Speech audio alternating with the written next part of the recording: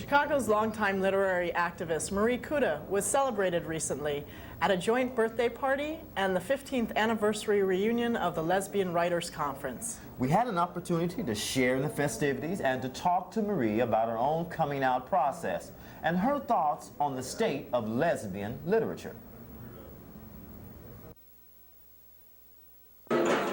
This evening we're celebrating not only your birthday, but the 15th reunion of the Lesbian Writers Conference. Now, we heard a bit about how that gets started. In fact, we are also hearing stories by people who have recollections.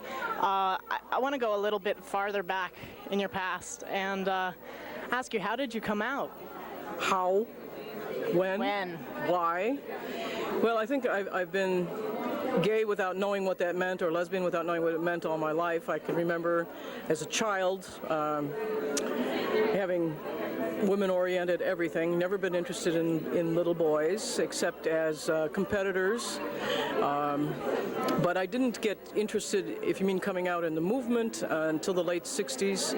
I alluded to that. It was in connection with a relationship I was having with a woman.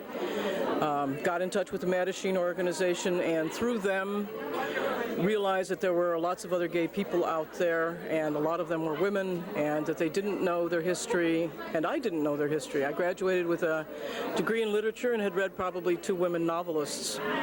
So I spent the next 20 years trying to track and share what I found with other women. And you founded Women Press as a result. Early on, because of the Lesbian Writers Conferences, mostly to get out the information that we had gleaned and share that with other women, I founded a small press, and like many other women that founded small presses, found it was a losing business. Publishing in this country is in the hands of not only men anymore, but corporations and conglomerates, and they take publishing the losing end of it as a write-off for their taxes. And yet we're able to celebrate tonight something that was very, very vital, and women's fiction is still being published.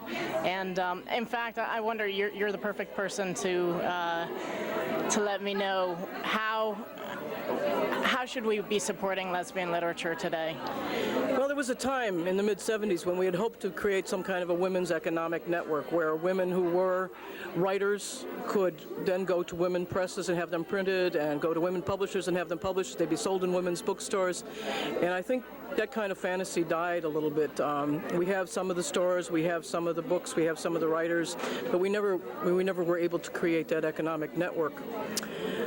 For the future, I think the mainstream will co-opt us to a certain degree as we are saleable. They've done that already in terms of biographies. Hardly a biography of any woman that had a relationship with another woman comes out without it being screamed that she was a lesbian. Ruth Benedict, Margaret Mead, Virginia Woolf, you name it, whoever. Is the mainstream using us more now and publishing more of our fiction and biographies now? Oh, sure, but then they put their criteria on it. For instance, when Daughters Press bought out Rita Mae Brown's Ruby Fruit Jungle, it went through 11 printings, 90,000 copies, okay?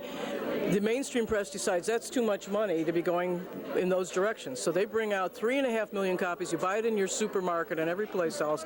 Sure, they co-opt you. The next books that Rita Mae Brown brings out are less and less, I think, lesbian content. That's no reflection on her, but it shows what's marketable. And if you want to play the game by the big boys' rules, Valerie Taylor, who was at the writers' conferences in the old days, told us when she was given a book, they had to have sex by page so-and-so. When you came to the end of the book, the lesbian had to either be run over by a car or go off on the arms of a big stud or whatever, or you wouldn't get published. And the rules are more subtle now, but they're still there. So when you go to the mainstream presses, that's what's going to happen.